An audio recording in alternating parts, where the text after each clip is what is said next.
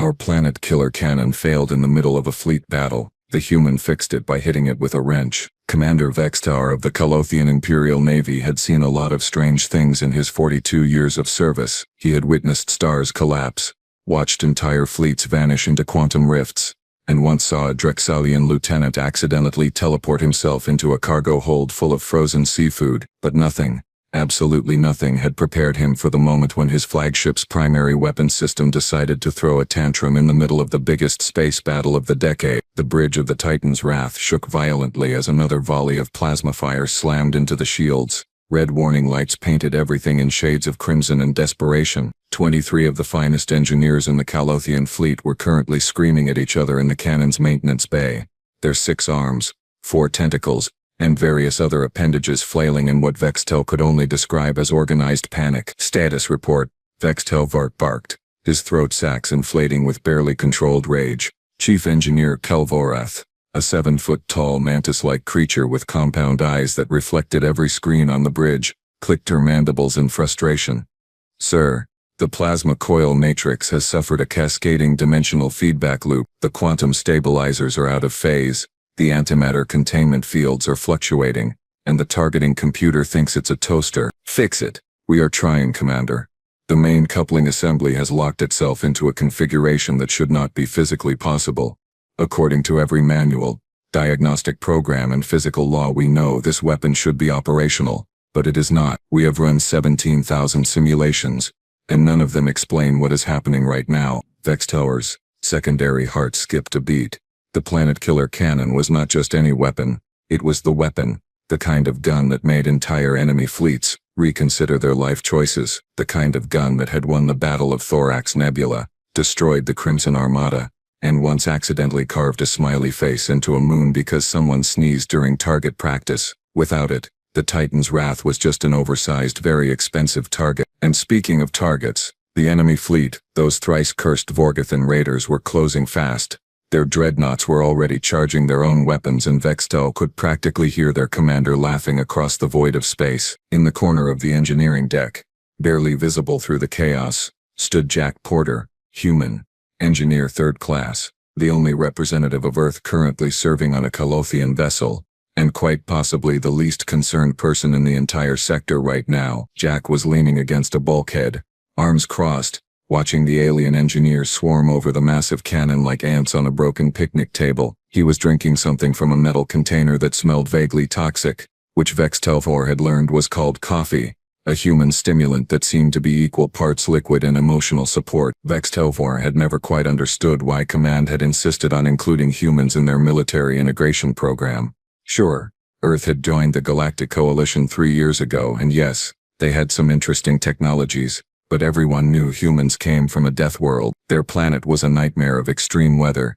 dangerous predators, and inexplicable decisions to eat things that could kill them. Humans were considered tough but primitive, resourceful but reckless, clever but catastrophically stupid in ways that defied explanation. The commander had read the reports. Humans had apparently reached space without proper gravitic technology, using controlled explosions and mathematics. They had survived ice ages, plagues, and something called disco. They had domesticated wolves into pets and then bred them into creatures that could fit in a teacup. Their entire existence was a series of terrible ideas that somehow worked out. But engineering, real engineering, the kind that involved quantum mechanics and dimensional physics, that required precision, elegance, thousands of years of accumulated knowledge and proper training, not whatever Jack Porter represented. 11 minutes until the Vorgothan fleet is in optimal firing range, the tactical officer announced, his voice cracking with stress. Telvorath was now directly inside the cannon's primary chamber, her team feeding her data through neural links. Commander, the synchronization array is completely inverted. The power distribution nodes are reading negative infinity. This is impossible. This cannot be happening. The laws of physics are actively mocking us right now. Can you fix it or not? I do not know. We are trying everything. We have rerouted power through 7 backup systems, recalibrated the entire targeting matrix, and performed a complete diagnostic purge. Nothing is working. It is as if the weapon has decided to simply stop being a weapon and start being a very large paperweight instead. 8 minutes. Vextel felt his command throne suddenly become very uncomfortable. He was going to die. They were all going to die. And worse, he was going to die without firing a single shot from his beloved planet killer cannon. The shame would echo through his family line for generations. His offspring would change their names. His mate would probably file for separation. His enemies would write terrible poems about his failure. 7 minutes. That was when Jack Porter pushed off from the bulkhead and spoke for the first time in 3 hours. "Hey, Commander." Vextelver's head snapped around so fast his neck vertebrae popped. "What?" "I think I know what's wrong with your gun." The entire bridge fell silent. Even the warning klaxons seemed to pause out of sheer disbelief. Kilvorath emerged from the cannon chamber, her compound eyes focusing on the human with an expression that translated roughly to, "You have got to be kidding me." She spoke slowly, as if addressing a particularly dim larva. "You think you know what is wrong with the most advanced weapon system in the Calothian fleet? You, who have been here for 6 weeks. You, whose species still uses combustion engines for ground transport. You, whose planet has not even figured out proper gravity manipulation yet." Jack took another sip of his coffee. "Yeah, pretty much." "Explain." "Well, I have been watching you guys for the past 40 minutes. And I have noticed something. You keep trying to fix the quantum stuff. The antimatter, what's it? All the complicated dimensional physics mumbo-jumbo. Very impressive. Very technical. Very not working." Vextel felt his patience already stretched thinner than hull plating in a meteor storm begin to snap. "Porter, we do not have time for— the main power coupling is stuck." Silence. "What?" Kilvorath's voice could have frozen plasma. "The main power coupling. The big cylinder thing right there about 3 meters from where you were standing. It is stuck. Physically jammed. All your quantum matrices and dimensional stabilizers are fine." "Great. But none of that matters because the actual mechanical coupling that transfers power from your reactor to the firing chamber is stuck in the halfway position. So your weapon is essentially trying to fire while also trying not to fire. And the computer is losing its mind trying to reconcile the contradiction." 5 minutes. Kelvorath's mandibles worked silently for a moment. Then she scuttled back into the chamber, ran a physical diagnostic on the coupling assembly, and emerged looking like she had just witnessed her own funeral. "He is correct. The coupling is jammed. How did we miss this? How did 17,000 simulations not catch this? Because you were looking for complicated problems," Jack said, shrugging. "Sometimes the solution is simple. Can I fix it?" Vextalvor stared at the human. At this small, fragile creature from a planet where evolution had apparently decided that intelligence should come packaged with just enough stupidity to make things interesting. "You can fix our planet killer cannon." "Sure. I need a wrench in like 30 seconds. "A wrench?" "Yeah, a wrench. You guys have those, right? Or do you just quantum tunnel all your repairs into existence?" 4 minutes. Vextalvor made a decision that would either save his career or end it in spectacular fashion. "Do it. Kilvorath, give him whatever he needs." The chief engineer looked like she wanted to argue, but the incoming enemy fleet was a fairly persuasive counter-argument. She grabbed a standard torque wrench from a nearby tool rack and thrust it at Jack.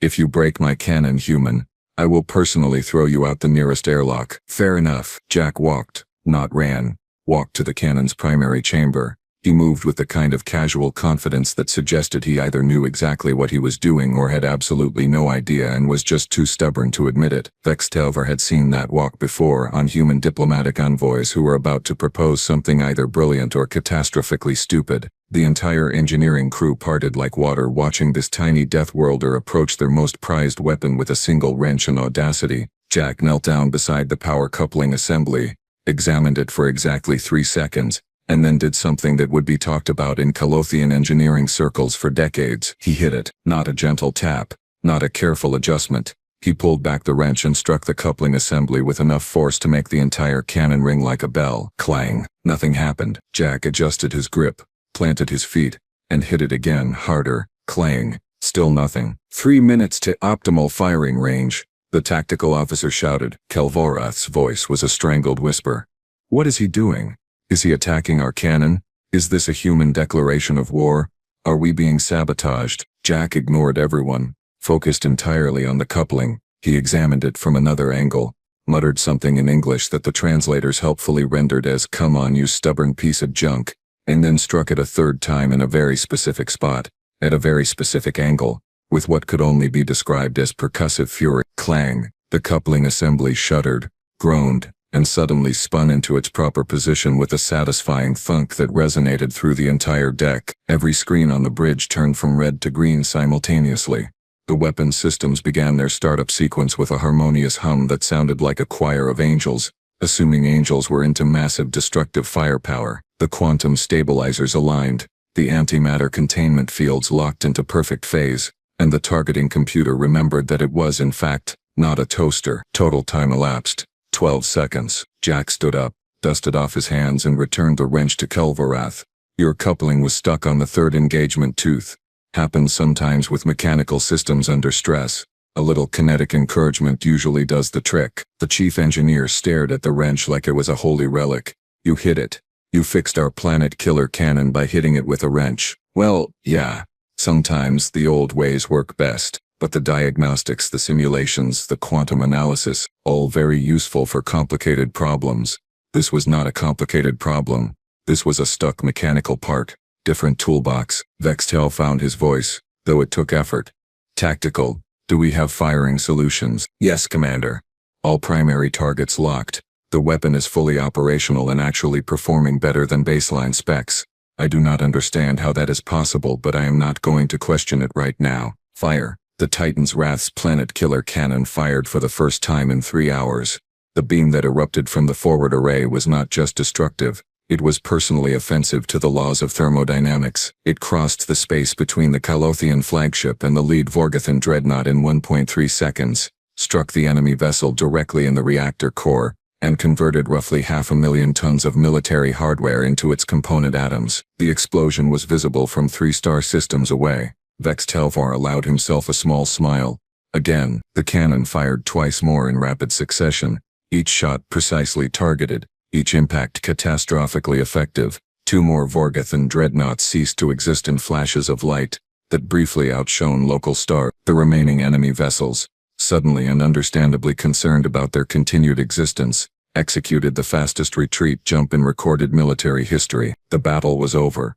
The Titan's Wrath was victorious. And it was all because a human had hit something with a wrench. The bridge erupted in cheers. Crew members from 17 different species were hugging, dancing and making whatever gestures their biology allowed for celebration. Kelvorath was standing perfectly still, staring at her primary cannon like it had personally betrayed her by being fixable through percussive maintenance. Vextel left his command throne and walked down to the engineering deck. Jack was back in his corner, having retrieved another container of coffee from somewhere, looking exactly as unconcerned as he had before saving everyone's lives. Porter. Sir, that was the most ridiculous thing I have ever witnessed. You fixed a quantum-dimensional weapon system with a wrench. You solved a problem that stumped 23 certified engineers with violence and a basic hand tool. You saved my ship, my crew, and quite possibly my entire career by hitting something until it worked. Jack shrugged. Like I said, sometimes the old ways work best. We have a saying on Earth: if it does not work, hit it harder. And if that does not work, get a bigger wrench. That is your engineering philosophy? Percussive maintenance. It is one of them. Humans have been fixing things by hitting them for thousands of years. It is a time-honored tradition. You would be amazed what you can accomplish with the right application of kinetic energy to a problem. Kelvorath finally found her voice. But the precision, the calculations, the theory, all important. Jack agreed. But sometimes a machine just needs a good smack to remember what it is supposed to be doing. Mechanical systems get stuck. Parts seize up. Things that should move freely stop moving freely. Complicated diagnostics will not fix that. A wrench will. Vextelvar thought about this.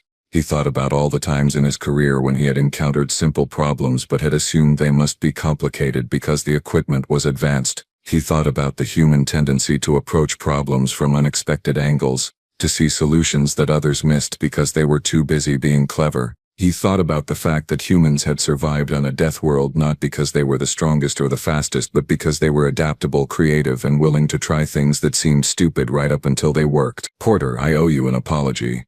I dismissed you as primitive. I assumed your people had nothing to teach us about engineering. No offense taken, Commander. Most species make that assumption. We are kind of used to it. How are humans okay with being underestimated? Jack grinned. Because it means people are always surprised when we succeed. Low expectations are easy to exceed. Plus, it is really funny watching the faces of people who thought we were idiots right up until we saved the day. One of the junior engineers, a crystalline being named Thexmol, approached hesitantly. Human Jack, I have a question. When you hit the coupling assembly, how did you know where to hit it? That required precision. I listened to it. You listened to it? Yeah. When I hit it the first 2 times, I could hear where the stuck point was. The sound changes depending on where the jam is located. Third hit, I aimed for the spot that sounded wrong.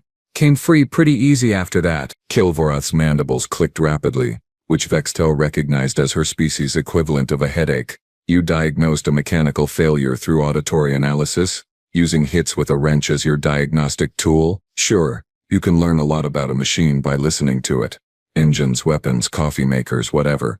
They all make specific sounds when they are working right and different sounds when they are not. Humans are pretty good at pattern recognition like that. Another engineer spoke up. This one a floating gas cloud entity named Vorel. I once saw a human fix our atmospheric processor by kicking it. To be fair, Jack said, that processor had a loose connection in the lower intake valve.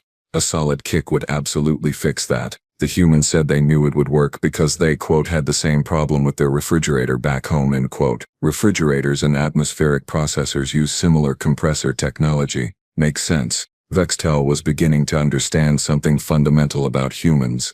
They did not see machines as mysterious black boxes that required specialist repair. They saw them as things made of parts, and parts could be fixed with the right application of understanding, patience, and occasionally violence. It was practical. It was inelegant. It was completely at odds with how every other species in the galaxy approached engineering. It was also annoyingly effective. Commander, his communications officer called out. We are receiving a priority message from Admiral Corthix. She wants a full report on the battle and specifically wants to know how we repaired the main cannon so quickly. Vextel looked at Jack. What should I tell her? The truth, I guess. Human hit it with a wrench until it worked. She will never believe that. Then tell her it was a quantum dimensional recalibration of the primary coupling assembly using kinetic force vectors and percussive alignment techniques. That sounds fancier. That is the exact same thing. Yeah, but it sounds like you know what you are doing. Vextel laughed. Actually laughed. He could not remember the last time he had done that on his own bridge. Porter, you have taught me something valuable today. What is that, sir? That sometimes the difference between primitive and advanced is just vocabulary, and that I should never ever underestimate a human with a wrench and a deadline. Jack raised his coffee container in salute. I will drink to that. Also, speaking of requests, any chance we can get better coffee on this ship? The stuff in the mess hall tastes like reactor coolant. I will see what I can do. Porter, you are hereby promoted to engineer second class, and assigned as primary consultant for all mechanical maintenance issues. If anything on this ship stops working, you are officially authorized to hit it until it does. Living the dream, Commander. Living the dream. As Vextelver returned to his command throne and began composing his report to Admiral Corthax, he glanced back at the human engineer who had just saved his entire ship with 12 seconds of work and a wrench. Jack was already back on his datapad, probably reading something completely unrelated to military operations, looking like he had not just performed a miracle. Vextelv pulled up Earth's file on his personal screen, the one he had skimmed when Jack first came aboard. He read it more carefully this time. Humans had sent probes to other planets using nothing but chemical rockets and hope. They had built machines that could think without quantum computing. They had survived extinction-level events by being stubborn and adaptable. Their entire technological history was a series of apparently stupid solutions that worked anyway. They had even, according to one historical note, once fixed a space station by having an astronaut hit it with a hammer during a spacewalk. That actually happened. It was documented. The entire galaxy knew about it, and apparently some things never changed. Vextelvor added a note to Jack Porter's personnel file. Do not underestimate. Do not dismiss. Do not assume. Human engineering is different, not inferior. When in doubt, let him try, and keep extra wrenches in stock. He sent his report to the Admiral explaining that the repair had been completed through unorthodox but effective methods, and that he was recommending humans for expanded roles in Colothian engineering divisions. Then he leaned back in his throne, watched his crew celebrate their victory, and smiled. Somewhere in the cargo bay he was pretty sure he could hear Jack Porter teaching a group of young engineers the proper technique for percussive maintenance. There was a rhythmic clanging sound, followed by laughter and what sounded like something mechanical coming back to life. The Titan's wrath sailed on through the stars, its planet-killer cannon functioning better than it had in months, its crew a little bit wiser, and its human engineer probably looking for more things to hit with wrenches, and Vex Telvorn could not have been happier about it.